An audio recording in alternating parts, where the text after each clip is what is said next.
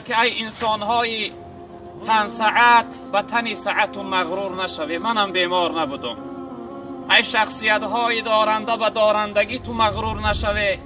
ای شخصیت‌های کلانتر و سردار یا اینکه اهل علم و هیچ چیز شما مغرور نشوی. آخر مثل من بر این دست و پا محکم بسته خاموش از این دنیا به سوی پروردگار بازگشت میکنی. رب العالمین در قرآن میفرمایند که استعیذ بالله کل نفس ذائقة الموت ثم الینا ترجعون.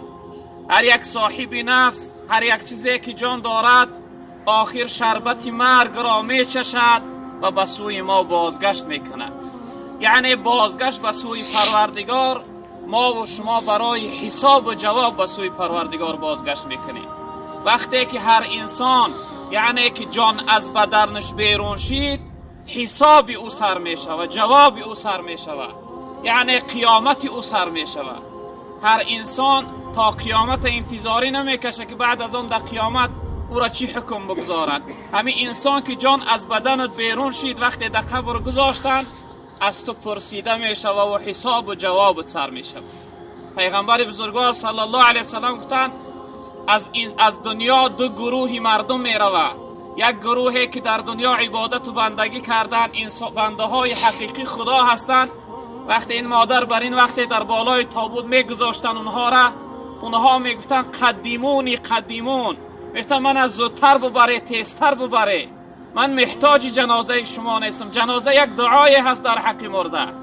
من تیزتر و زودتر ببره که خداوند همه خوبی های آخرت برای من تیار کرده است، آماده کرده است. اما یک گروه انسانی که در دنیا عبادت و بندگی نکرد، گناه کرد، معصیت کرد، نافرمان برداری کرد، او میفته اخیرون، آیسته تر ببریم به حالم رحم کنه که قبر من یک پستی از پستی های جهنم و دوزخ است. پیغمبر بزرگوار صلی الله علیه وسلم گفتند القبر روضة من ریاض الجنه او حفرة من حفر النیران. قبر هر یک انسان خداوند یا یک باغ از باغهای جنت میگردانده است یا اینکه یک پستی از پستی های دوزخ. خدای نخواسته برادران عزیز بزرگوار، بعد از اینکه این مرگ به ما ملاقات میکنه و دست پای ما را محکم میبندن و در بالای این چارچوب میارن ما را، خدای نخواسته نشوه که قبر ما پستی از پستی های جهنم و دوزخ باشد. این دنیا دار عمل است، الدنیا مزرعة الاخره، دنیا زراعتگاه آخرت است. در این دنیا کسی عبادت و بندگی کرد آخرتش آباد می شود، اما عبادت و بندگی نکرد، ببینه برادر عزیز آخر علاج نیست.